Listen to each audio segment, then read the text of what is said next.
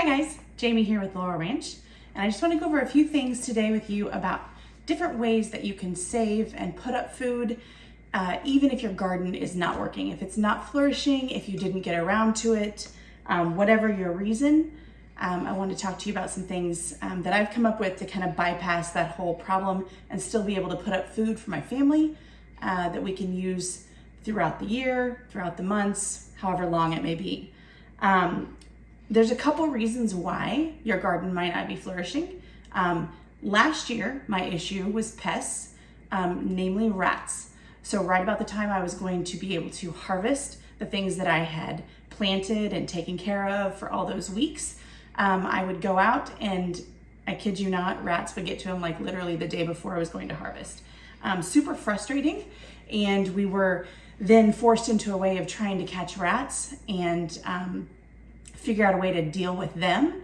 And so that kind of took over our focus, but we managed to only get probably about half of the harvest that we normally would, if that, from last year. So that was very frustrating. Another issue that we had was bugs. So that can be another one of your issues, is pests and stuff like that. That was one of those things that we're still, being new gardeners, we're trying to figure out different ways to manage pest control.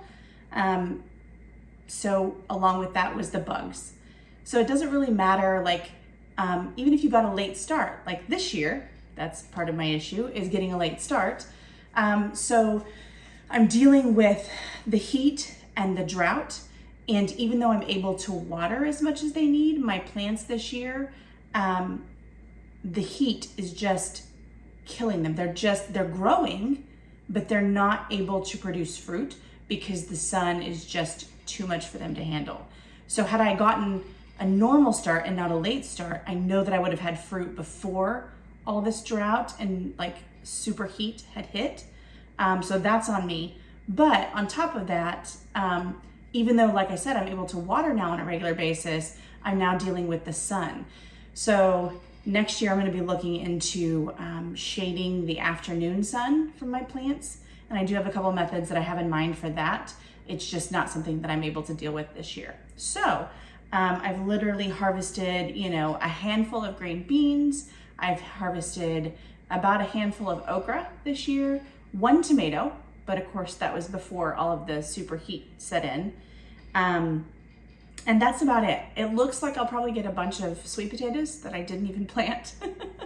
Oh, and I did get some basil, but that was early on when it was cooler. So I really didn't end up getting a whole lot for my garden this year. So we'll see if my fall garden does better. But for right now, I have to find a way to bring in fruits and veggies. And if I can do that in bigger amounts, like what I would have gotten from my garden, then I can find ways to go ahead and take care of them and put them up and store them for a longer term. So some of the ways that you can do that, your local farmer's market is a great resource to go there. And usually it's going to be less expensive, at least for the fruits and veggies, than say just going to the grocery store. And if it's local, you're supporting your local farmers, as well as getting produce that's grown locally to you, and a lot of times without all the pesticides and all the chemicals and stuff like that. Another option is we have a bulk produce market downtown, and we've been blessed by the fact that they actually come out to our local farmers market once a month. And so like today, I was able to go get a whole case of figs. I don't actually have a fig tree. It's one of the things on my list to plant, but until then, I can buy them. And this time I was able to buy them in bulk for really inexpensively, so I can put up some fig preserves and stuff like that. I was able to get an entire box full of broccoli heads. And so I will just be able to freeze those and save those. Then I was able to get 5 pounds of carrot sticks, things like that. And just be able to buy those in bulk. So that's another option. Sometimes your local friends and farmers, you can find a way where bartering is a great option. So if you have chickens and you have eggs that you can supply them with, and maybe your friends grew a great garden, well, then you guys can trade off, like, a meat chicken for some veggies or some eggs for some veggies, and just find ways to support each other in ways that the other might not have. So that's another option. And then finally, if you don't have local farmers, if you're not able to, that you can reach out to, or friends that have a great garden growing. The other thing is just to pay attention to the grocery sales. And that's a big thing that I did back when we lived in town. And, the things on the front page of those sales ads, those are what they call their loss leaders, which means all of those things they're actually taking a really big hit on. And those are going to be the ones that are going to be the best deals on that first page to a page and a half of your sales brochures. So that's another option. So when you go to put the food up, it's really not as hard as you would think. Like I said, with the broccoli, I'm literally going to chop it up and freeze it. And I will have to do a little bit of research because I'm not sure if the broccoli needs blanched first, which basically means spending a few seconds being dipped into boiling water. But if I'm getting a good deal on broccoli, that's not too much to ask to just spend a few extra minutes putting together a pot of boiling water, dipping it in, and then letting it out to cool. One easy way with freezing is things like these are my strawberries. A couple weeks ago, I was able to get a great deal on 8 pounds of strawberries. And so some of them I took and froze. I just chopped them up. I laid them on a cookie sheet and in a single layer so they weren't touching. Popped them in the freezer. And I would do a couple cookie sheets at a time, popped them in the freezer, and then as soon as they had kind of started to freeze, then I pulled them out, scooped them off, put them in a gallon-sized Ziploc bag, and put another set of strawberries to go in. It took me probably, a couple hours to get all of those 8 pounds done. But at the end of it, I have frozen strawberries for all of the smoothies that we would need. My daughter loves just eating them straight out of the freezer as a snack. So it's a great way to put up fruit. You can also do, I did the same thing with peppers. I bought bulk peppers, and we use those a lot in stews and soups and fajitas, on tacos, stuff like that. So you can do it with peppers and onions, exact same way. Just cut them up, slice them, put them in the freezer on a single layer on a cookie sheet, give them a few minutes, maybe 20 minutes in the freezer, and they're frozen enough that then you can pull them out, put them in a Ziploc bag, label them, and be done. Another way to use some of your produce is water bath canning. And you don't have to know a whole lot about canning in order to water bath can. You don't have to have all this equipment. You literally just have to have the jars, the lids, and a big stock pot. It doesn't even have to technically be a canner. And so you can take a large stock pot, and as long as you put a towel or something at the bottom of that boiling water so that the jars are not resting directly on the heated bottom, then you're good. And so I took some of our strawberries, processed them into strawberry jam. We had pineapples, so I made pineapple jam.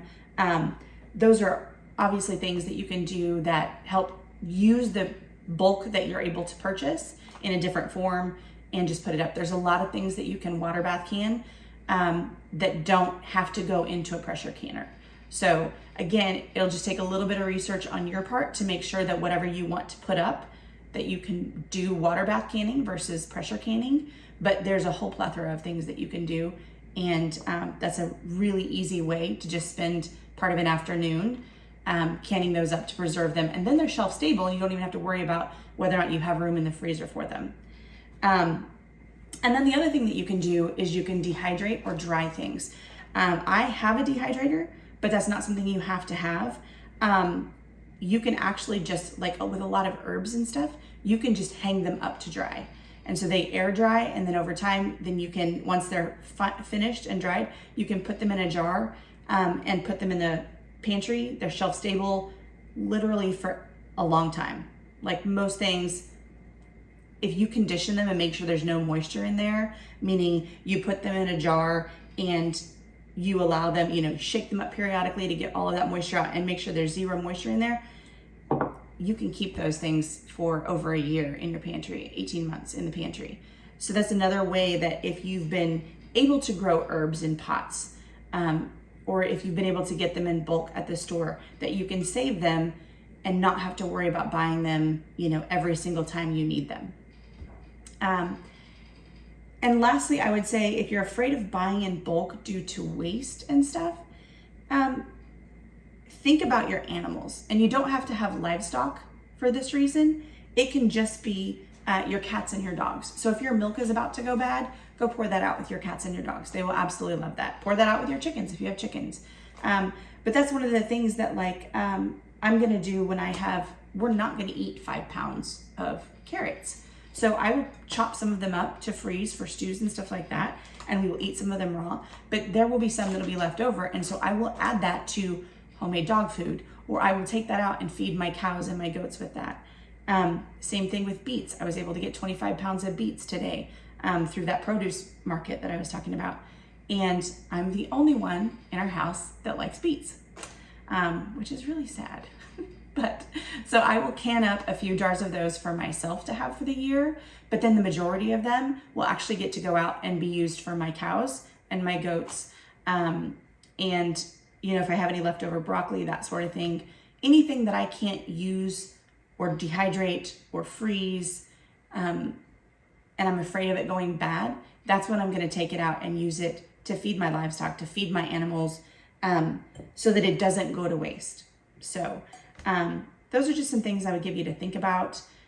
It can be really overwhelming, especially if you're down south or in the drought and you're running out of water or you have too much sun like we have, and your garden is just not flourishing. There's other ways to still go about providing decent priced fruits and vegetables for your family and putting them up so that you're not spending the outrageous prices that they're charging today.